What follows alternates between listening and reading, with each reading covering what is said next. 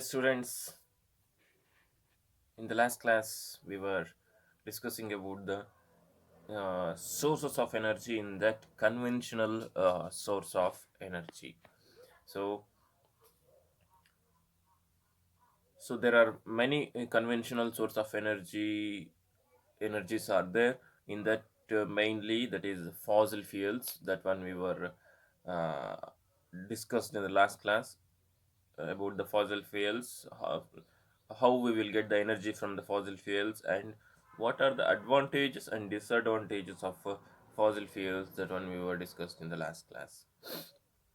Disadvantages ಭಾಳಷ್ಟಿದೆ, ಅದರಿಂದ ಏನೇನು ಡಿಸ್ಅಡ್ವಾಂಟೇಜ್ ಅಂತೆಲ್ಲ ಓದಿದ್ವಿ ನಾವು. So there is a green house effect and global warming, air pollution. These are all the disadvantages of the fossil fuels. And then we were studied about thermal power plants, that is also based on fossils, and hydropower plants we were studied in the last class. It is one of the commonly used conventional source of energy, hydropower plants, and we were discussed about the advantages of hydropower plants and disadvantages of hydropower plants. We were discussed in the last class. I hope you all remember that one.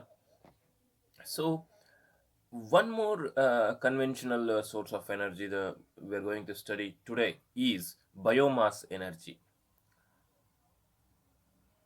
So biomass energy ಅಂತ ಅಂದ್ರೆ bio means living, mass ಅಂದ್ರೆ body, like that. So living organisms ನ excreta, for example ಇಲ್ಲಿ ನಾವು waste wood ಆಗಿರ್ಬೋದು, waste animal dung ಆಗಿರ್ಬೋದು, vegetable waste ಆಗಿರ್ಬೋದು, agricultural waste ಆಗಿರ್ಬೋದು, ಸೀವೇಜ್ ಆಗಿರ್ಬೋದು. ಸೊ ಇವನ್ನೆಲ್ಲ ಯೂಸ್ ಮಾಡಿಕೊಂಡು ಅವನ್ನ ಡಿಕಂಪೋಸ್ ಆಗೋ ಹಾಗೆ ಮಾಡ್ತೀವಿ in the presence of anaerobic bacterias or micro organisms. Anaerobic micro organism ಅಂದರೆ ನಾನು ಹೇಳಿದ್ದೀನಿ, which respires in the absence of oxygen. ಅಲ್ಲೂ ಕೂಡ ಅವು ಉಸಿರಾಡ್ತವೆ. ಆಮೇಲೆ ಡಿಫ್ರೆಂಟ್ ಗ್ಯಾಸಸ್ನ, ಕಾರ್ಬನ್ ಡೈಆಕ್ಸೈಡ್ ಆಗಿರ್ಬೋದು, ಆಲ್ಕೋಹಾಲ್ ಆಗಿರ್ಬೋದು, ಮೀಥೇನ್ ಗ್ಯಾಸಸ್ನೆಲ್ಲ ಪ್ರೊಡ್ಯೂಸ್ ಮಾಡ್ತವೆ ಅವು. ಓಕೆನಾ? ಸೊ ಅಂಥವುಗಳನ್ನ ಅನರೋಬಿಕ್ ಮೈಕ್ರೋ ಆರ್ಗ್ಯಾನಿಸಮ್ಸ್ ಅಂತ ಕರಿತೀವಿ. They can respires in the absence of oxygen. Aerobic microorganisms or aerobic organisms means they respires only in the presence of oxygen. So biogas is A mixture. Biogas ಅಲ್ಲಿ ಹಾಗಾದ್ರೆ ಏನೇನು ಇರುತ್ತೆ ಅಂತ ಅಂದ್ರೆ, it's A mixture containing methane, carbon dioxide, hydrogen and hydrogen sulphide. So ನಾವಿಲ್ಲಿ use ಮಾಡುವಂಥದ್ದು biogas ಅಂದರೆ ನಿಮ್ಮ ಕೆಲವ್ರ ಮನೆಯಲ್ಲಿ ಇರಬಹುದು, ಯಾರು ಹಸುಗಳನ್ನ ಸಾಕಿರ್ತಾರೆ ಅವ್ರ ಮನೆಯಲ್ಲಿ ಕೆಲವ್ರು ಮಾಡಿಸ್ಕೊಂಡಿರ್ತಾರೆ. ವೆರಿ ಎಕನಾಮಿಕಲ್ ಅದು. ಬಹಳಷ್ಟು ನಮಗೆ ನೋಡ್ರಿ, ನೀವು LPG ಗ್ಯಾಸ್ ತಗೊಂಡು ತಿಂಗಳ LPG ಗ್ಯಾಸ್ ತಗೊಬಂದು ಅದನ್ನು ಯೂಸ್ ಮಾಡ್ತೀರಾ, ಅದಕ್ಕೆ 800 900 ಎಲ್ಲ ಪೇ ಮಾಡ್ತೀರಾ. ಸೊ ಅದ್ರ ಬದಲು ನಾವು ಇದನ್ನು ಯೂಸ್ ಮಾಡಿದ್ರೆ ಹಳ್ಳಿ ಕಡೆಗಳಲ್ಲಿ ನಮಗೆ ಆ ದುಡ್ಡೆಲ್ಲ ಉಳಿಯುತ್ತೆ. ಇಟ್ಸ್ ಒಂದು ಸರ್ತಿ ನಾವು ಆ ಪ್ಲ್ಯಾಂಟ್ನ ಹಾಕಿದ ಮೇಲೆ ಅದು ನೆಕ್ಸ್ಟ್ ಫ್ರೀ ಆಫ್ ಕಾಸ್ಟ್, ಅಂದರೆ ನೆಕ್ಸ್ಟ್ ಎಲ್ಲ ಫ್ರೀನೇ ನಮಗೆ ಗ್ಯಾಸ್. ಅಂದರೆ ಈ LPG ಯೂಸ್ ಮಾಡುವಂಥ ಪ್ಲೇಸಲ್ಲಿ ನಾವು ಇದನ್ನು ಯೂಸ್ ಮಾಡ್ಬೋದು. ಅರ್ಥ ಆಗ್ತಿದೆ ಅಲ್ವಾ? ಅದನ್ನ ನಾವು ಗೋಬರ್ ಗ್ಯಾಸ್ ಅಂತಲೂ ಕರಿತೀವಿ. ಗೊತ್ತಾಗ್ತಿದೆಯಾ? Very easy and very pollution free, eco friendly and economical. ದುಡ್ಡು ಕೂಡ ಕಡಿಮೆ. ಗೊತ್ತಾಗುತ್ತಾ? ಸೊ ಏನಪ್ಪ ಡಿಫ್ರೆನ್ಸ್ ಅಂತಂದರೆ, ಇಲ್ಲಿ ಮೀಥೇನ್ ಗ್ಯಾಸ್ ಪ್ರೊಡ್ಯೂಸ್ ಆಗುತ್ತೆ ಬಯೋಗ್ಯಾಸಲ್ಲಿ. ಬಟ್ ನೀವು ತಗೊಂಬರುವಂಥ LPG ಗ್ಯಾಸಲ್ಲಿ ಏನಿರುತ್ತಪ್ಪ ಅಂದರೆ ಬ್ಯೂಟೇನ್ ಗ್ಯಾಸ್ ಇರುತ್ತೆ. ಈ butane gas little bit higher energy produce ಮಾಡುತ್ತೆ. ಮೀಥೇನ್ ಗ್ಯಾಸ್ ಸ್ವಲ್ಪ ಕಡಿಮೆ ಎನರ್ಜಿ ಪ್ರೊಡ್ಯೂಸ್ ಮಾಡುತ್ತೆ ಅನ್ನೋದು ಬಿಟ್ಟರೆ ಮತ್ತೆ ಇನ್ನೇನು ಡಿಫ್ರೆನ್ಸ್ ಇಲ್ಲ. ಸೊ ನಿಮ್ಗೆ ಬೇಕಾಗಿರುವಂತಹ ರಾ ಮೆಟೀರಿಯಲ್ ಏನಪ್ಪ ಅಂತಂದರೆ ಓನ್ಲಿ ಕೌಡಂಗ್ ನಿಮಗೆ ಚೆನ್ನಾಗಿ ಸಿಗ್ತಾ ಇದೆ ಅಂತ ಅಂದರೆ ನೀವು ಏನು ಯೋಚನೆ ಮಾಡ್ದಂಗೆ ಬಯೋಗ್ಯಾಸ್ ಪ್ಲ್ಯಾಂಟನ್ನು ನೀವು ಹಾಕ್ಬೋದು. ಹಾಗಾದರೆ ಬಯೋಗ್ಯಾಸ್ ಪ್ಲ್ಯಾಂಟ್ ಹೇಗಿರುತ್ತೆ ಅಂತ ನೋಡುವ. So this is the picture of the biogas plant. Fixed biogas plant ಅಂದರೆ ಇದನ್ನ ಒಂದು ಕಡೆಯಿಂದ ಇನ್ನೊಂದು ಕಡೆಗೆ ಚೇಂಜ್ ಮಾಡೋದಲ್ಲ, ಒಂದೇ ಕಡೆಗೆ ಫಿಕ್ಸ್ ಆಗಿರುತ್ತೆ. ಸೊ ಇದು ಇಲ್ಲಿ ಕಾಣಿಸ್ತಾ ಇದೆ ಅಲ್ವಾ, ಇದಿಷ್ಟು ಬಿಲೋ ದ ಗ್ರೌಂಡ್ ಇರುತ್ತೆ, ಗೊತ್ತಾಗತ್ತಾ? ಆಲ್ಮೋಸ್ಟ್ 13 ಇಷ್ಟಿರುತ್ತೆ ಅಂತ, ಇಷ್ಟು ನಮ್ಮ ಮೇಲ್ಭಾಗದಲ್ಲಿ ಕಾಣಿಸ್ತಾ ಇರುತ್ತೆ, ಗೊತ್ತಾಗತ್ತಾ? ಇದೆಲ್ಲ ಮತ್ತೆ ನಾನು ಲೈನ್ ಹಾಕಿದ್ದೀನಲ್ಲ, ಲೈನಿಂದ ಕೆಳಗಡೆ ಇರೋದೆಲ್ಲ ಗ್ರೌಂಡ್ ಒಳಗಿರುತ್ತೆ, ದೊಡ್ಡದೊಂದು ಗುಂಡಿ ತೋಡ್ತಾರೆ ಬಾವಿ ಥರದ್ದು, ಅದರೊಳಗಡೆ ಈ ಥರ ಎಲ್ಲ ಸೆಟಪ್ ಮಾಡಿ ಇದು ನೋಡ್ರಿ, ಬ್ರಿಕ್ಸ್, ಸಿಮೆಂಟ್ ಮತ್ತು ಬ್ರಿಕ್ಸ್ ಕನ್ಸ್ಟ್ರಕ್ಷನ್ ಮಾಡ್ತೀವಲ್ಲ ನಾವು ಬಿಲ್ಡಿಂಗ್ಸ್ನ, ಆ ಥರ ಇಲ್ಲೂ ಕೂಡ ಸಿಮೆಂಟ್ ಮತ್ತು ಬ್ರಿಕ್ಸ್ಗಳನ್ನು ಯೂಸ್ ಮಾಡಿಕೊಂಡು ಇದನ್ನು ಕಟ್ತಾರೆ. ಸೊ ಚಿತ್ರದಲ್ಲಿ ಹೇಗೆ ಕಾಣಿಸ್ತಿದೆ ಸೇಮ್ ಅದೇ ಥರನೇ ಇರುತ್ತೆ. ಈಗೆಲ್ಲ ಇದು ಸ್ವಲ್ಪ ಓಲ್ಡರ್ ಮೆಥಡ್ ಇದ್ದು ನಿಮ್ಗೆ ತೋರಿಸ್ತಾ ಇರೋವಂಥದ್ದು. ಈ ನಾವೆಲ್ಲ ಯೂಸ್ ಮಾಡಿರೋದು ಕೂಡ, ನಮ್ಮ ಮನೆಗಳಲ್ಲಿ ಯೂಸ್ ಮಾಡಿರೋದು ಕೂಡ ಸೇಮ್ ಇದೇ ಮೆಥಡು. ಬಟ್ ಈಗ ರೀಸೆಂಟಾಗಿ ಬೇರೆ ಥರನೇ ಬಂದಿದೆ. ಏನು, ಒಂದು ಬ್ಯಾಗ್ ಥರ, ಅಂದರೆ ಬಲೂನ್ ಥರ, ದೊಡ್ಡದೊಂದು ಬಲೂನ್ ಥರ ಮಾಡಿದ್ದಾರೆ. ಅದು ಕೂಡ ಟೆಕ್ನಾಲಜಿ ಈಗ ಚೆನ್ನಾಗಿದೆ. ನೋಡಿರಿ, ನಾವು ಈ ಲೆಸನಲ್ಲಿ ಓದ್ತಾ ಇರೋದು ಏನಪ್ಪ ಅಂತ ಅಂದರೆ, ಈ ಸೋರ್ಸಸ್ ಆಫ್ ಎನರ್ಜಿಯನ್ನು ನಾವು ಇದೆ ನಮ್ಮ ಹತ್ರ ಎನರ್ಜಿ. ನೋಡ್ರಿ, ಕೌಡಂಗಲ್ಲಿ ಎನರ್ಜಿ ಇದೆ, ಆದರೆ ಆ ಎನರ್ಜಿನ ನಾವು ಬೆಂಕಿ ಹಚ್ಚೋದಕ್ಕೆ, ಅಂದರೆ ಅಡುಗೆ ಮಾಡೋದಕ್ಕೆ ಬಳಸಬೇಕು ಅಂದರೆ ನಮ್ಗೆ ಏನು ಬೇಕು? We need the technology. ಕೌಡಂಗ್ನೇ ತಗೊಂಡು ಬಂದು ಅಡುಗೆ ಮಾಡೋಕ್ಕಾಗಲ್ಲ ಅಲ್ವಾ? ಸೊ ಅದರಲ್ಲೊಂದು ಗ್ಯಾಸ್ ತುಂಬಿಕೊಂಡಿದೆ, ಕೌಡಂಗಲ್ಲಿ ಗ್ಯಾಸ್ ಇದೆ, ಮೀಥೇನ್ ಗ್ಯಾಸ್ ಇದೆ. ಅದನ್ನು ತೆಗಿಬೇಕು ಅಂದರೆ ನಮ್ಗೇನು ಬೇಕು? ಟೆಕ್ನಾಲಜಿ ಬೇಕು. ಸೊ ನಾವು ಈ ಲೆಸನಲ್ಲಿ ಓದ್ತಾ ಇರೋದೇ ಆ ಕಾನ್ಸೆಪ್ಟ್ ಏನಪ್ಪ ಅಂದರೆ, how we are going to use the technology to extracting the energy from different sources ಅಂತ, ಗೊತ್ತಾಗ್ತಿದೆಯಾ? So this here in front of you have a picture, one of the technology to extract the energy from the ಬಯೋಮಾಸಿಂದ ಎನರ್ಜಿಯನ್ನು extract ಮಾಡೋದಕ್ಕೆ use ಮಾಡ್ತಿರ್ತಕ್ಕಂಥ ಒಂದು technology. So ಇದನ್ನೇನಂತ ಕರಿತೀವಿ? Fixed dome type biogas plant. So ಇಲ್ಲಿ ಏನೇನಿರುತ್ತೆ ನೋಡ್ತಾ ಹೋಗೋಣ. ನೋಡ್ರಿ, ಎಬೋದ ಒಳಗೆಲ್ಲ ಗ್ರೌಂಡ್ನ ಕೆಳಗಡೆ ಎಲ್ಲ ಇದೆಲ್ಲ ಭೂಮಿ ಒಳಗಿರುವಂಥದ್ದು ಪಾರ್ಟ್ಸ್ ಇದು. ಸೊ ಇಲ್ಲಿ ನೋಡ್ರಿ, ಒಂದು ಟ್ಯಾಂಕ್ ಇರುತ್ತೆ, ಇದನ್ನು ಸ್ಲರಿ ಟ್ಯಾಂಕ್ ಅಂತ ಕರಿತೀವಿ ನಾವು. ಅಂದರೆ ಈ ಸ್ಲರಿ ಟ್ಯಾಂಕ್ ಅಂದರೆ ಸಗಣಿಯನ್ನು ನೀಟಾಗಿ ನೀರಲ್ಲಿ ಕಲಸಿ ಇದರ ಮುಖಾಂತರ ಬಿಡ್ತಾರೆ ಇಲ್ಲಿ, ಓಕೆನಾ? ಸೊ ಇದು ಇಲ್ಲಿ ಬಂದು ಕಲೆಕ್ಟ್ ಆಗುತ್ತೆ. So this is digester. ಇದನ್ನು ಡೈಜೆಸ್ಟರ್ ಅಂತ ಕರಿತೀವಿ, ಅಂಡರ್ಗ್ರೌಂಡ್ ಡೈಜೆಸ್ಟರ್ ಟ್ಯಾಂಕ್ ಇದು. ಸೊ ಇಲ್ಲಿ ವಾಟರ್ ಮತ್ತು ಕೌಡಂಗ್ ನೀಟಾಗಿ ಮಿಕ್ಸ್ ಆಗುತ್ತೆ. ಇದು ಇನ್ಲೆಟ್, ಇದು ಔಟ್ಲೆಟ್. ಇಲ್ಲಿ ನೀಟಾಗಿ ಮಿಕ್ಸ್ ಆಗುತ್ತೆ. ಮಿಕ್ಸ್ ಆಗಿ ಇಲ್ಲಿಂದ ಬಂದಿರತಕ್ಕಂಥ ಕೌಡಂಗ್ ಇಲ್ಲಿ ಡೈಜೆಸ್ಟರ್ ಇರುತ್ತೆ. ಇಲ್ಲಿ ಬ್ಯಾಕ್ಟೀರಿಯಾಗಳಿರ್ತವೆ. ಬ್ಯಾಕ್ಟೀರಿಯಾಗಳೇನು ಮಾಡ್ತವೆ? ಅಲ್ಲಿರ್ತಕ್ಕಂಥ ಕೌಡಂಗನ್ನು, ಸ್ಲರಿ ಅಂತ ಕರಿತೀವಿ ಈಗ ಅದನ್ನ. ಸೊ ಸ್ಲರಿಯನ್ನು ಡಿಕಂಪೋಸ್ ಮಾಡ್ತವೆ, ಗೊತ್ತಾಗತ್ತಾ? ಡಿಕಂಪೋಸ್ ಮಾಡೋದ್ರ ಮುಖಾಂತರ, ಅಂದರೆ ಅವುಗಳು ರೆಸ್ಪಿರೇಷನ್ ಮಾಡೋದಕ್ಕೆ, ಫುಡ್ಗೆ ಅದನ್ನು ಯೂಸ್ ಮಾಡ್ಕೊಳುತ್ತೆ.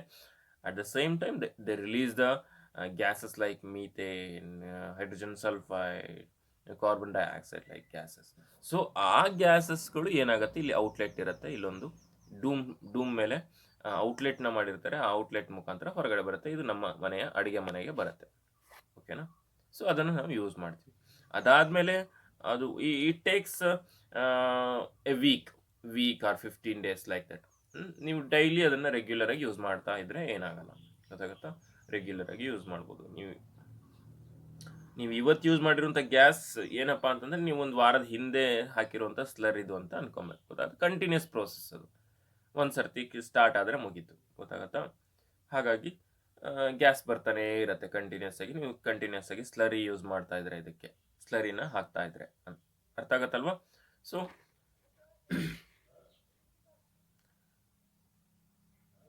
ಸೊ ಇಲ್ಲಿ ನೆಕ್ಸ್ಟ್ ಏನಾಗುತ್ತೆ, ಡಿಕಂಪೋಸ್ ಆಗಿರೋದೆಲ್ಲ ಕೊನೆಗೆ ಏನಾಗುತ್ತೆ, ಔಟ್ಲೆಟ್ ಟ್ಯಾಂಕ್ ಅಂತ ಒಂದಿರುತ್ತೆ. ಇಲ್ಲಿ ಬಂದು ಕಲೆಕ್ಟ್ ಆಗುತ್ತೆ ಔಟ್ಲೆಟ್ ಟ್ಯಾಂಕಲ್ಲಿ. ಓವರ್ಫ್ಲೋ ಟ್ಯಾಂಕ್, ಅದು ಎಕ್ಸ್ಟ್ರಾ ಆಗಿದ್ದೆಲ್ಲ ಹೊರಗಡೆ ಹೋಗ್ಬೇಕಲ್ವಾ? ಸೊ ಇಲ್ಲಿ ಹೊರಗಡೆ ಬರುತ್ತೆ, ಇಲ್ಲಿಗೆ ಔಟ್ಲೆಟ್ ಟ್ಯಾಂಕಿಗೆ, ಇಲ್ಲಿಂದ ಹೊರಗಡೆ ಹೋಗುತ್ತೆ. ಇಟ್ ಈಸ್ ವೆರಿ ಇದು ಮುಗಿತಲ್ಲಿ ವೇಸ್ಟ್ ಅದು, ಓಕೆನಾ? ಬಯೋಗ್ಯಾಸ್ ಪ್ಲಾಂಟಲ್ಲಿ ಅದು ವೇಸ್ಟ್ ಮೆಟೀರಿಯಲ್. ಬಟ್ ಏನಪ್ಪ ಅಂತ ಅಂದರೆ, it is very rich in nitrogen, sulphide, phosphorus. Nitrogen ಮತ್ತು ಫಾಸ್ಫರಸ್ ಅಂದರೆ ವೆರಿ ರಿಚ್ ಫರ್ಟಿಲೈಸರ್. ಅದು ನಾವು ನಮ್ಮ ಪ್ಲ್ಯಾಂಟ್ಗಳಿಗೆ, ನಮ್ಮ ಬೆಳೆಗಳಿಗೆ ಅದನ್ನು ಯೂಸ್ ಮಾಡೋದ್ರಿಂದ ಬಹಳ ಚೆನ್ನಾಗಿ ಬೆಳೆಗಳು ಬರ್ತವೆ. It is very rich in nitrogen, phosphorus, ಗೊತ್ತಾಗತ್ತಾ? ಸೊ ಹಾಗಾಗಿ ಇಟ್ಸ್ ಎ ಗುಡ್ ಫರ್ಟಿಲೈಸರ್. ನೋಡಿ, ಫರ್ಟಿಲೈಸರ್ ಸಿಕ್ತು ನಮಗೆ, ಆಮೇಲೆ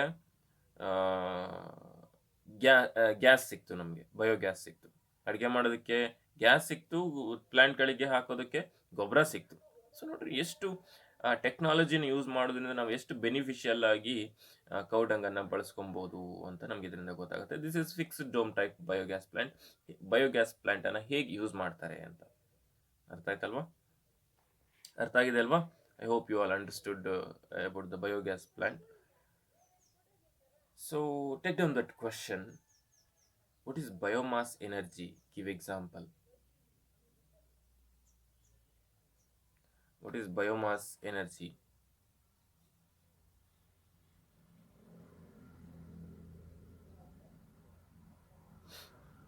Give example. And next question, explain the formation of biogas. Explain the process of formation of biogas in the biogas plant. In the biogas plant ಅಂದರೆ ಹೇಗೆ biogas formation ಆಗುತ್ತೆ ಅಂತ ನೀಟಾಗಿ explain ಮಾಡಬೇಕು. So next will move on to the another conventional source of energy, that is wind energy. ನೋಡ್ರಿ, ನಾವು ಓದ್ತಾ ಇದೀವಿ ಏನಪ್ಪ ಅಂತ ಅಂದರೆ ಕನ್ವೆನ್ಷನಲ್ ಸೋರ್ಸ್ ಆಫ್ ಎನರ್ಜಿ ಮತ್ತು non conventional source of energy. So here is conventional source of energy ಅಂತಂದರೆ ನಾವು ರೆಗ್ಯುಲರ್ ಆಗಿ ಸಾಮಾನ್ಯವಾಗಿ ಬಹಳ ವರ್ಷಗಳ ಹಿಂದೆ, ಅಂದರೆ ಬಹಳ ವರ್ಷಗಳ ಹಿಂದಿಂದನೂ ನಾವು ಸಾಮಾನ್ಯವಾಗಿ ಬಳಸ್ಕೊಂಡು ಬಂದಿರುವಂಥದ್ದು, ನಾರ್ಮಲ್ ಆಗಿ ನಾವು ಬಳಸ್ಕೊಂಡು ಬಂದಿರುವಂಥದ್ದು. ಅದನ್ನು conventional source of energy, conventional source ಅಂತ ಕರಿತೀವಿ, ಅಥವಾ ಕನ್ವೆನ್ಷನಲ್ ಅನ್ನುವಂಥ ವರ್ಡ್ನ ಯೂಸ್ ಮಾಡ್ತೀವಿ ನಾವು ಸಾಮಾನ್ಯವಾಗಿ ಯೂಸ್ ಮಾಡುವಂಥದ್ದು. ಇನ್ನು ನಾನ್ ಕನ್ವೆನ್ಷನಲ್ ಅಂತ ಅಂದರೆ ನಾವು ಹೊಸ ಮೆಥಡ್, ಹೊಸದು ಅಂದರೆ ಇದರಿಂದನೂ ಕೂಡ ನಾವು ಎನರ್ಜಿ ಪಡ್ಕೊಬೋದಾ, ಇದರಿಂದನೂ ಕೂಡ ನಮ್ಗೆ ಗೊತ್ತೇ ಇರಲ್ಲ ವಿಷಯ, ಅಥವಾ ಹೊಸ ಮೆಥಡನ್ನು ನಾವು ಯಾವುದಾದ್ರೂ ಯೂಸ್ ಮಾಡಿದರೆ, ನಾರ್ಮಲ್ ಆಗಿ ಯೂಸ್ ಮಾಡೋದಕ್ಕಿಂತ ಬೇರೆ ಮೆಥಡನ್ನು ಯೂಸ್ ಮಾಡಿದರೆ ಅದನ್ನ ನಾನ್ ಕನ್ವೆನ್ಷನಲ್ ಅಂತ ಕರಿತೀವಿ. ಗೊತ್ತಾಗತ್ತಾ? So here is another convention. ಇದನ್ನು ಕೂಡ ನಾವು ಸಾಮಾನ್ಯವಾಗಿ ಮೊದಲಿಂದ ಯೂಸ್ ಮಾಡ್ತಾ ಇದೀವಿ, ದಟ್ ಈಸ್ ವಿಂಡ್ ಎನರ್ಜಿ. ವಿಂಡಿಂದನೂ ಕೂಡ ನೋಡ್ರಿ, ಗಾಳಿ ಬೀಸುತ್ತಲ್ಲ, ವಾಟ್ ಎ ಸರ್ಪ್ರೈಸ್. ಗಾಳಿ ಬೀಸಿದ್ರು ಕೂಡ ಅದರಲ್ಲೂ ಕೂಡ ಎನರ್ಜಿ ತುಂಬಿಕೊಂಡಿರುತ್ತೆ ಅಂದರೆ ಏನು ಸರ್ಪ್ರೈಸ್ ಅನ್ಸಲ್ವಾ ನಿಮಗೆ?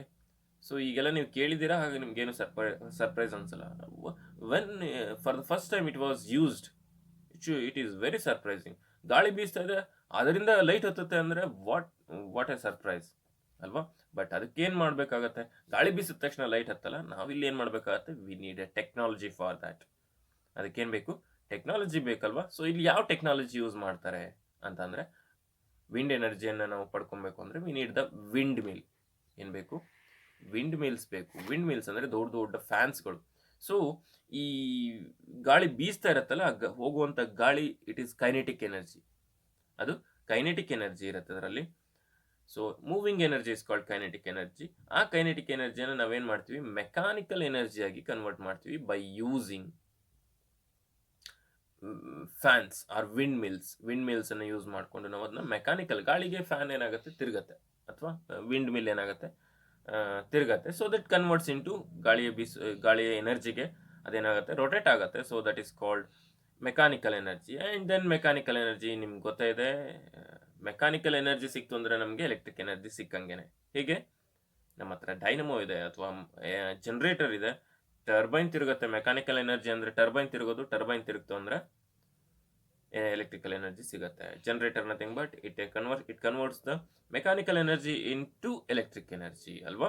ಸೊ ಹಿಯರ್ ವಿಂಡ್ ಮಿಲ್, ವಿಂಡಲ್ಲಿ ಕೈನೆಟಿಕ್ ಎನರ್ಜಿ ಇರುತ್ತೆ, kinetic energy converted into mechanical energy, and we made to rotate the turbine by using that mechanical energy, and then it converts into electric energy. So this is how windmill works. So ಬರೀ ಒಂದೇ ಒಂದು single wind mill ಇತ್ತು ಅಂದರೆ ಅದರಿಂದ ಭಾಳ ಕಡಿಮೆ energy produce ಆಗುತ್ತೆ. So ನಾವು ಸೀರೀಸ್ ಆಫ್ ಕಂಟಿನ್ಯೂಸ್ ದೊಡ್ಡ ಸಿಕ್ಕಾಪಟ್ಟೆ ವಿಂಡ್ ಮಿಲ್ಸ್ಗಳನ್ನ ಯೂಸ್ ಮಾಡ್ತೀವಿ, ಅದರಿಂದ ನಮಗೆ ಜಾಸ್ತಿ ಎನರ್ಜಿ ಸಿಗುತ್ತೆ. ಗೊತ್ತಾಗ್ತಿದೆಯಾ? ಹಾಗಾದರೆ ಈ ವಿಂಡ್ ಮಿಲ್ಲಲ್ಲಿ ಅಡ್ವಾಂಟೇಜ್, ವಿಂಡ್ ಎನರ್ಜಿನ ಪಡ್ಕೊಳ್ಬೇಕಾದ್ರೆ ನಮಗೆ ಅಡ್ವಾಂಟೇಜಸ್ಸು ಇದೆ, ಡಿಸ್ಅಡ್ವಾಂಟೇಜಸ್ಸು ಇದೆ. ಏನೇನು ಅಡ್ವಾಂಟೇಜ್ ಮತ್ತು ಡಿಸ್ಅಡ್ವಾಂಟೇಜಸ್ ನೋಡೋದಾದರೆ, ಅಡ್ವಾಂಟೇಜಸ್ಗೆ ಬಂದರೆ it is renewable source of energy, no doubt about that. ನೀವು ಎಷ್ಟಾದರೂ ಯೂಸ್ ಮಾಡಿರಿ, ಗಾಳಿ ಬೀಸೋದು ನಿಲ್ಲತ್ತಾ?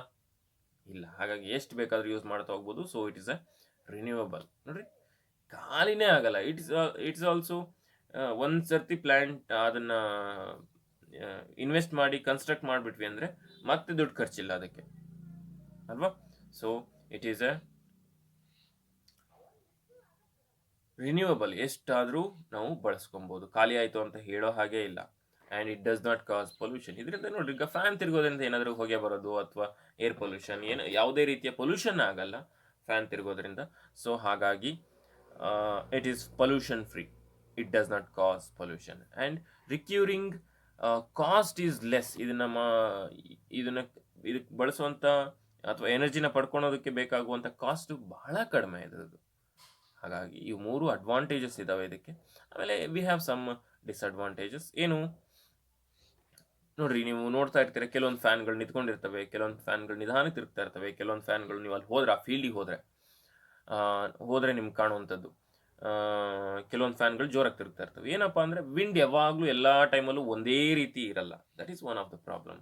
That wind is not available at all times. ಎಲ್ಲ ಟೈಮಲ್ಲೂ ನಮಗೆ ವಿಂಡ್ ಸಿಗಲ್ಲ, ಒಂದು ಡಿಸ್ಅಡ್ವಾಂಟೇಜ್. ಆಮೇಲೆ it requires large area of land. ಈ ಚಿಕ್ಕ ಚಿಕ್ಕ ಇದನ್ನೆಲ್ಲ ಕಡೆ ನೋಡಲ್ಲ ನಾವು ಅಲ್ವಾ. ಎಲ್ಲಿ ಬಯಲು, ಸಿಕ್ಕಾಪಟ್ಟೆ ಬಯಲು, ಗುಡ್ಡ, ಬೆಟ್ಟ ಇರುತ್ತೋ ಆ ಜಾಗದಲ್ಲಿ ಮಾತ್ರ ಇದನ್ನು ನೋಡ್ತೀವಿ ನಾವು. ಯಾಕೆಂದರೆ ಗಾಳಿ ಬಹಳ ಜೋರಾಗಿ ಗಾಳಿ ಬೀಸಬೇಕಾಗಿರೋದ್ರಿಂದ ಲಾರ್ಜ್ ಎಂಟಿ ಏರಿಯಾ ಇರಬೇಕು ಅದಕ್ಕೆ. ಸೊ ಹಾಗಾಗಿ ಇದೊಂದು ಡಿಸ್ಅಡ್ವಾಂಟೇಜ್. ಅಂದರೆ ಎಲ್ಲ ಜಾಗದಲ್ಲೂ ಇದನ್ನು ಪ್ಲ್ಯಾಂಟ್ ಮಾಡೋದಕ್ಕೆ ಆಗಲ್ಲ. ಆ್ಯಂಡ್ ಮಿನಿಮಮ್ ವಿಂಡ್ ಸ್ಪೀಡ್ ಇರಬೇಕು ಇದಕ್ಕೆ. ಅಂದರೆ ಇಷ್ಟೇ ಜೋರಾಗಿ ಗಾಳಿ ಬೀಸಿದ್ರೆ ಮಾತ್ರ ಫ್ಯಾನ್ ತಿರುಗುತ್ತೆ, ಫ್ಯಾನ್ ತಿರುಗಿದ್ರೆ ಮಾತ್ರ ಎಲೆಕ್ಟ್ರಿಸಿಟಿ ಪ್ರೊಡ್ಯೂಸ್ ಆಗುತ್ತೆ ಅಂತ ಇದೆ ಇದು. ಅದು ಮಿನಿಮಮ್ ವಿಂಡ್ ಸ್ಪೀಡ್ ಎಷ್ಟಪ್ಪ ಅಂದರೆ 15 km/h ಈಸ್ ರಿಕ್ವೈರ್ಡ್. 15 ಕಿಲೋಮೀಟರ್ಗಿಂತ ಕಡಿಮೆ ಸ್ಪೀಡಲ್ಲಿ ಗಾಳಿ ಬೀಸ್ತಾ ಇದೆ ಅಂದರೆ ಆ ಫ್ಯಾನ್ ತಿರುಗೋದೇ ಇಲ್ಲ, ತಿರುಗಿದ್ರೂ ಎಲೆಕ್ಟ್ರಿಸಿಟಿ ಪ್ರೊಡ್ಯೂಸ್ ಆಗಲ್ಲ ಅಂತ ಒಟ್ಟಿನಲ್ಲಿ. ಸೊ ಅಷ್ಟು ಸ್ಪೀಡಲ್ಲಿ ಗಾಳಿ ಬೀಸಿದಾಗ ಮಾತ್ರ ಅದನ್ನ ತಿರುಗೋ ಹಾಗೆ ಮಾಡಿರ್ತಾರೆ. ಗೊತ್ತಾಗ್ತಿದೆಯಾ? ಸೊ ಇದಿಷ್ಟು advantages and disadvantages of windmill, planting windmill or wind energy. So take down the question, what are the advantages and disadvantages of wind energy? So this is wind energy.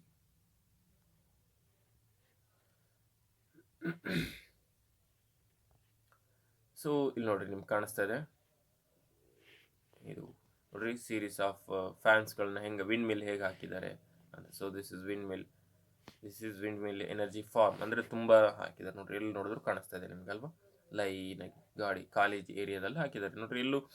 ಆಮೇಲೆ ಇದಕ್ಕೆ ಗಾಳಿನ ತಡೆಯುವಂಥ ಯಾವುದೇ ಮರಗಿಡಗಳಾಗಿರ್ಬೋದು, ಬೆಟ್ಟ ಗುಡ್ಡಗಳು ಅಡ್ಡ ಬರೋದಾಗಿರ್ಬೋದು, ಆ ಥರ ಇರಬಾರ್ದು. ಫುಲ್ ಬಯಲಿರಬೇಕು, ಇಲ್ಲ ಬೆಟ್ಟದ ಮೇಲಿರಬೇಕು ಇದು. ಅಂಥ ಪ್ಲೇಸಲ್ಲಿ ಮಾತ್ರ ಇದನ್ನ ಪ್ಲ್ಯಾಂಟ್ ಮಾಡ್ತಾರೆ. So next coming to this is, ಇಲ್ಲಿವರೆಗೂ ಓದಿದ್ದು ನಾವು conventional source of energy, fossil fuels ಆಗಿರ್ಬೋದು, ವಿಂಡ್ ಎನರ್ಜಿ ಆಗಿರ್ಬೋದು. ಸೊ ಇವುಗಳೆಲ್ಲ ನೀವು ಕನ್ವೆನ್ಷನಲ್ ಸೋರ್ಸ್ ಆಫ್ ಎನರ್ಜಿ. ನಾವೀಗ ಓದ್ತಾ ಇರೋಂಥದ್ದು ನಾನ್ ಕನ್ವೆನ್ಷನಲ್, ನಾವು ಸಾಮಾನ್ಯವಾಗಿ ಯೂಸ್ ಮಾಡದೇ ಇರುವಂಥದ್ದು. ಅದನ್ನು ನಾವು non conventional source of energy ಅಂತ ಕರಿತೀವಿ. ಸೊ ಇದರಲ್ಲಿ ಫಸ್ಟ್ ಒನ್ ಏನಪ್ಪ ಅಂದರೆ ಸೋಲಾರ್ ಎನರ್ಜಿ. ನೋಡ್ರಿ, ನಾನು ಅವತ್ತೇ ಹೇಳಿದೆ, ನಮ್ಮ ಸುತ್ತಮುತ್ತ ಎಲ್ಲಿ ನೋಡಿದ್ರು ನೀವು ಸೋಲಾರ್ ಎನರ್ಜಿನ ನೋಡ್ಬೋದು. ಎಷ್ಟು ಬಿಸಿಲು ಬೀಳತ್ತೆ, ಎಷ್ಟು ಹೀಟ್ ಇರುತ್ತೆ ಅಲ್ವಾ. ಸೊ ಅದನ್ನು ನಾವು ನಮ್ಮ ಅನುಕೂಲಕ್ಕೆ ತಕ್ಕಂತೆ ಬಳಸ್ಕೊಬೋದು. ಅದಕ್ಕೂ ಕೂಡ ನಮ್ಗೆ ಏನು ಬೇಕು ಆ ರೀತಿ ಇದೇ ಇಲ್ಲಿ ಬಿಸಿಲು ಬೀಳ್ತಾ ಇದೆ ಅಂದರೆ ಅದನ್ನು ನಾವು ತಗೊಂಡು ಬಂದು ಅಡುಗೆ ಮಾಡೋಕ್ಕಾಗಲ್ಲ, ಅದನ್ನು ತಗೊಂಬಂದು ನಾವು ಲೈಟ್ ಹಚ್ಚೋಕ್ಕಾಗಲ್ಲ ಅಲ್ವಾ. ಬಟ್ ಹೇಗೆ ಮಾಡ್ಬೋದು ನಾವು? ಬೈ ಯೂಸಿಂಗ್ ದ ಟೆಕ್ನಾಲಜಿಯನ್ನು ಯೂಸ್ ಮಾಡೋದ್ರ ಮುಖಾಂತರ ನಾವು ಈ ಸೋಲಾರ್ ಎನರ್ಜಿಯನ್ನು ಯೂಸ್ಫುಲ್ ಎನರ್ಜಿಯಾಗಿ ಕನ್ವರ್ಟ್ ಮಾಡ್ಬೋದು. ಹಾಗಾದರೆ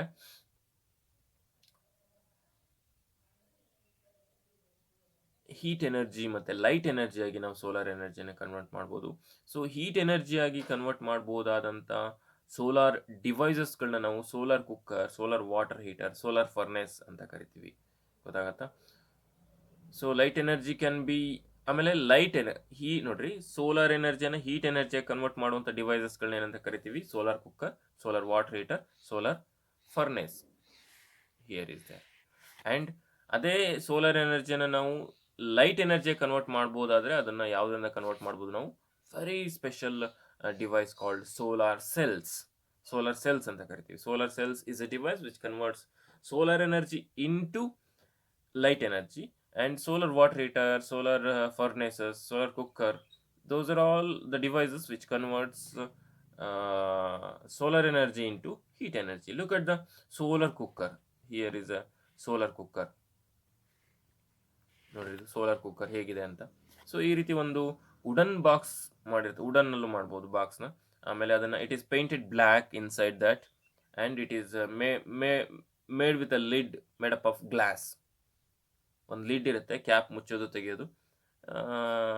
ಅದನ್ನು ನಾವು ಒಂದು ಗ್ಲಾಸಿಂದ ಮಾಡಿರ್ತಾರೆ. The glass is different which allows the infrared radiation in to the glass, in to the box, and it does not and traps there, ಅಲ್ಲೇ ಹಿಡಿದಿಟ್ಕೊಳತ್ತೆ. ಅಂದರೆ ಹೊರಗೆ ಹೋಗೋದಕ್ಕೆ ಬಿಡಲ್ಲ. ಸೂರ್ಯನಿಂದ ಬರುವಂಥ ಇನ್ಫ್ರಾರೆಡ್ ರೇಡಿಯೇಷನ್, ಸೂರ್ಯನಿಂದ ಬೇಕಾದಷ್ಟು ಯು ವಿ ರೇಡಿಯೇಷನ್ ಕೇಳಿದ್ದೀರಾ ನೀವು. ಇನ್ಫ್ರಾರೆಡ್ ರೇಡಿಯೇಷನ್ ಅಂತ ಇದೆ, ಆಮೇಲೆ ಗ್ಯಾಮಾ ರೇಸ್ ಆಗಿರ್ಬೋದು, ಎಕ್ಸ್ರೇಸ್ ಆಗಿರ್ಬೋದು. ಸೊ ಈ ಥರ ಬೇರೆ ಬೇರೆ ರೇಸ್ಗಳೆಲ್ಲ ಬರ್ತವೆ ಸೂರ್ಯನಲ್ಲಿ. ವಿಸಿಬಲ್ ಲೈಟ್ ಎಲ್ಲ ಇರುತ್ತೆ, ಬಟ್ ಎಕ್ಸ್ರೇಸ್ ಅಲ್ಲ, ಸಾರಿ, ಗ್ಯಾಮಾ ರೇಸ್, ಆಮೇಲೆ ಅಲ್ಟ್ರಾವೈಲೆಟ್, ಇನ್ಫ್ರಾರೆಡ್ ರೇಸ್, ಇವುಗಳೆಲ್ಲ ಬರ್ತವೆ. ಎಲ್ಲ ರೇಸ್ಗಳು ಇರ್ತವೆ. ಆದರೆ ಈ ಗ್ಲಾಸ್ ಇದೆಯಲ್ಲ, ಇದೇನು ಮಾಡುತ್ತೆ ಅಂತಂದರೆ, ಅದರಲ್ಲಿ ಇನ್ಫ್ರಾರೆಡ್ ರೇಸ್ ಏನು ಸ್ಪೆಷಾಲಿಟಿ ಅಂದರೆ, ಈಗ ನಮಗೆ ಸೂರ್ಯನ ಬಿಸಿಲಿಗೆ ಹೋದಾಗ ನಮ್ಗೆ ಬಿಸಿ ಆಗ್ತಾ ಇದೆ, ಬಿಸಿಯ ಅನುಭವ ನಿಮ್ಗೆ ಆಗ್ತಾ ಇದೆ ಅಂದರೆ, ಏನು ಬಿಸಿ, ಏನು ಶೆಕೆನಪ್ಪ, ಏನು ಹೀಟಪ್ಪ ಅಂತ ಅಂತೀರಾ ನೀವು ಅಂತಂದರೆ, ನಿಮ್ಮ ಮೈ ಮೇಲೆ ಸೂರ್ಯನ ಕಿರಣಗಳಲ್ಲಿರುವಂತಹ ಇನ್ಫ್ರಾರೆಡ್ ರೇಡಿಯೇಷನ್ ಬೀಳ್ತಾ ಇದೆ ಅಂತ ಅರ್ಥ. You have to remember. So nothing but infrared radiation means they are responsible to produce the heat. ಗೊತ್ತಾಗುತ್ತಾ? ಹಾಗಾಗಿ ಇಲ್ಲಿ ಒಂದು ಗ್ಲಾಸ್ ಲಿಡ್ ಇದೆಯಲ್ಲ, ಇಲ್ಲಿ ಗ್ಲಾಸ್ ಲಿಡ್ ಕಾಣಿಸ್ತಾ ಇದೆಯಲ್ಲ, ಇದನ್ನು ಕ್ಲೋಸ್ ಮಾಡಿದಾಗ ಏನಾಗುತ್ತೆ, ಸೂರ್ಯನ ಬೆಳಕು ಅದರೊಳಗಡೆ ಹೋಗುತ್ತೆ. ಐ ಮೀನ್ ಇನ್ಫ್ರಾರೆಡ್ ರೇಡಿಯೇಷನ್ಸ್ಗಳು ಅದರ ಒಳಗಡೆ ಹೋಗುತ್ತೆ, ಬಟ್ ಅದು ಹೊರಗಡೆ ಬರೋದಕ್ಕೆ ಬಿಡಲ್ಲ. ಆಮೇಲೆ ಅದರೊಳಗಡೆ ಒಂದು ಕಾನ್ವೆಕ್ಸ್ ಮಿರರನ್ನು ಕೂಡ ಹಾಕಿರ್ತಾರೆ. ಅದ್ರ ಬಗ್ಗೆ ಎಲ್ಲ ನಾವು ಓದಿದ್ದೀವಿ. ಅಂದರೆ ಲೈಟ್ ರೇಸ್ಗಳನ್ನೆಲ್ಲ ಒಂದೇ ಕಡೆ ಕನ್ವರ್ಜ್ ಮಾಡಿ ಹೀಟನ್ನು ರೈಸ್ ಆಗೋ ಹಾಗೆ ಮಾಡುತ್ತೆ ಅದು. ಸೊ ಆಮೇಲೆ ಇಟ್ ಈಸ್ ಪೇಂಟೆಡ್ ಬ್ಲ್ಯಾಕ್. ಯಾಕೆ ಅಂದರೆ it absorbs all the radiations, all the sun radiations. ಸನ್ಲೈಟನ್ನು ಎಲ್ಲದನ್ನೂ ಕಂಪ್ಲೀಟಾಗಿ ಹೀರ್ಕೊಳತ್ತೆ. It absorbs more radiations and black colour. So that's why it is painted black and made up of a glass lid which allows the infrared radiation moves into the cooker, and it traps there, and it does not comes back or reflects back. It does not allow to reflect back from the cooker ಇಂದ ಹೊರಗಡೆ ಬರೋದಕ್ಕೆ infrared ರೇಡಿಯೇಷನ್ಸ್ನ ಇದು ಬಿಡಲ್ಲ. So that is the speciality. And infrared radiation helps to rise the temperature. So solar cooker ಈ ರೀತಿ ಇರುತ್ತೆ, and it produces the temperature about 100 degree Celsius to 140 degree Celsius. ಅದರೊಳಗಡೆ ನೀವೇನೇ ಫುಡ್ ಇಟ್ಟರು ಅದೇನಾಗುತ್ತೆ, ಕುಕ್ ಆಗುತ್ತೆ. when you place it in a area where sunlight is present.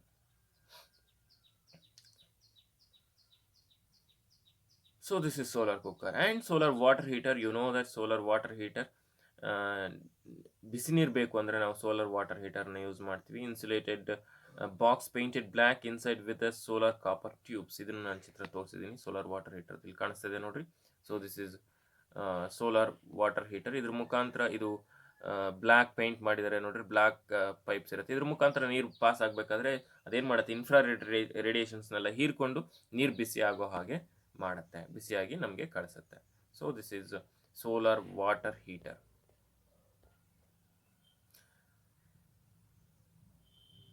But it does not allow heat to escape out. ಹೀಟನ್ನು ಹೊರಗಡೆ ಹೋಗೋದಕ್ಕೆ ಬಿಡಲ್ಲ.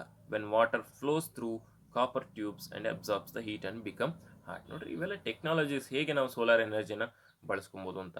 So ಈ ಸೋಲಾರ್ ಕುಕ್ಕರ್ ಮತ್ತು ಸೋಲಾರ್ ವಾಟರ್ ಹೀಟರ್, ಆಮೇಲೆ ಸೋಲಾರ್ ಫರ್ನೆಸ್ ಕೂಡ ಅದೇನೆ.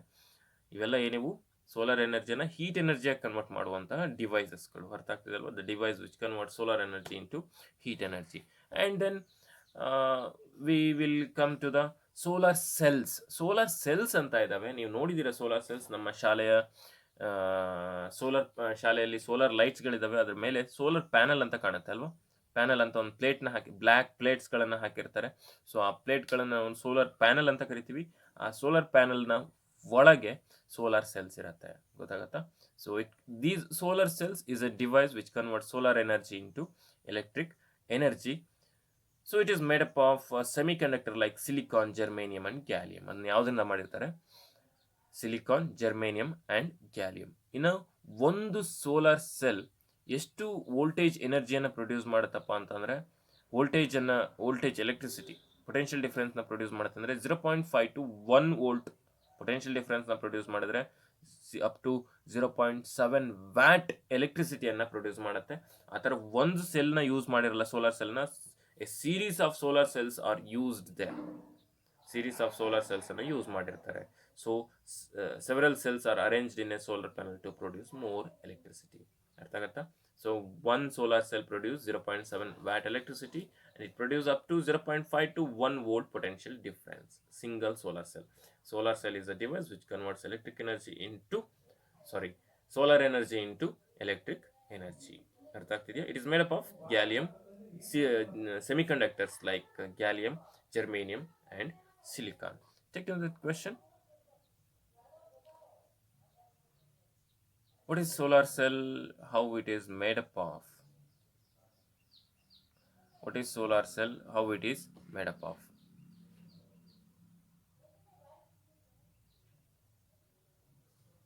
And then one more question. Write the solar devices which convert solar energy into heat energy. Solar energy into heat energy.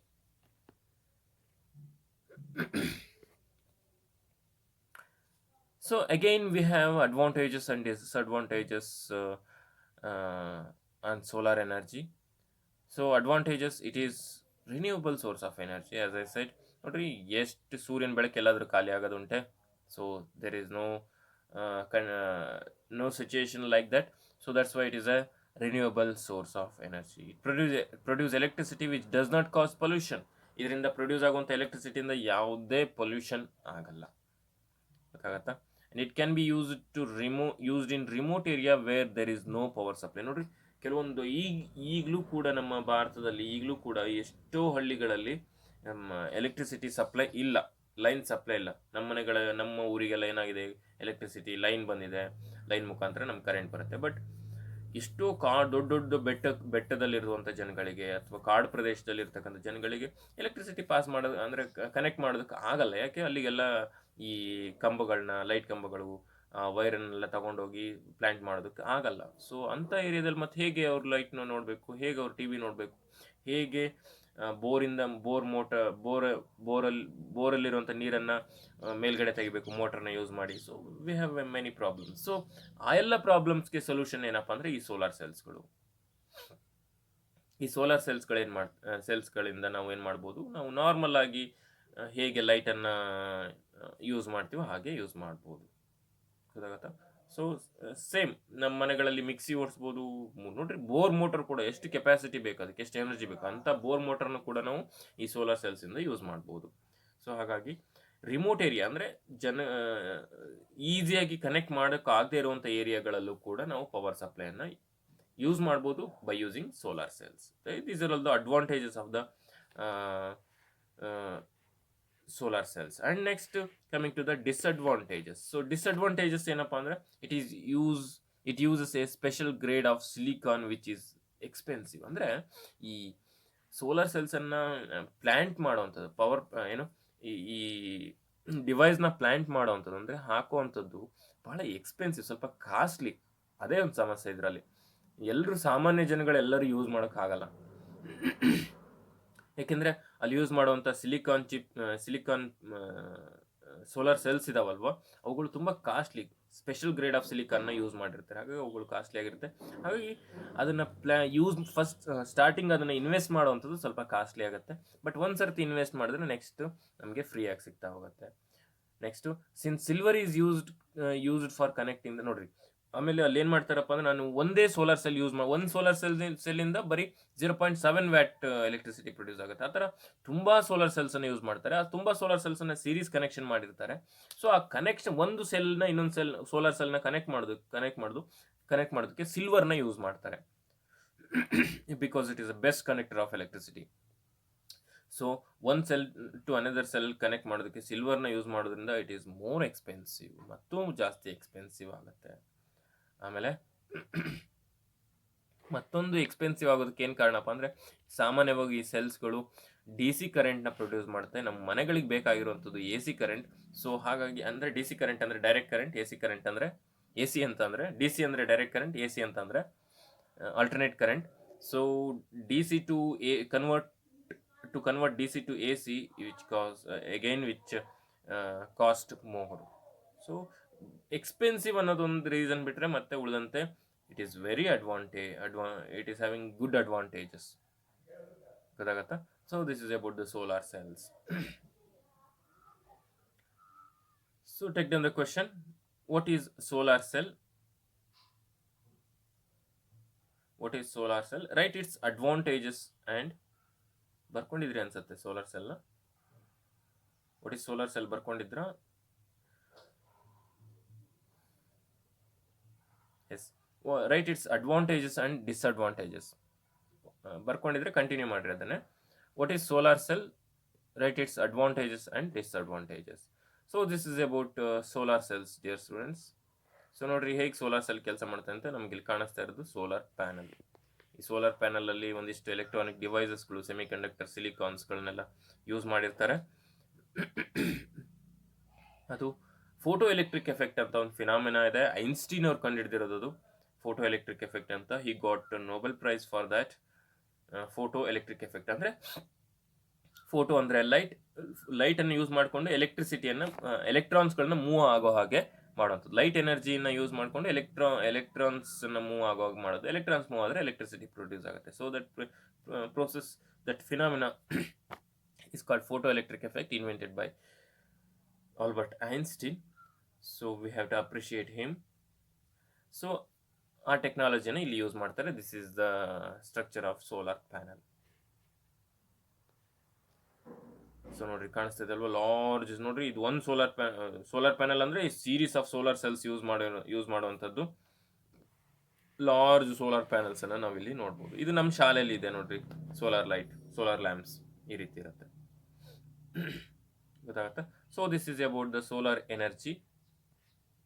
In the next class, we will discuss some more non-conventional source of energy, that is energy from sea, tidal energy, sea waves, ocean thermal energy, geothermal energy, nuclear energy, very special. So all those things we will discuss in the different non-conventional source, about different non-conventional source of energies we will discuss in the next class. So dear students, I hope you all understood today's lesson. ಎಲ್ಲ ಅರ್ಥ ಆಗಿದೆ ಅಂತ ಅನ್ಕೊಳ್ತೀನಿ ನಿಮಗೆ. So no problem, if you are having any doubts regarding today's lesson, you can ask me in the group your doubts. I am going to clear that. So thank you. Will meet in the next class.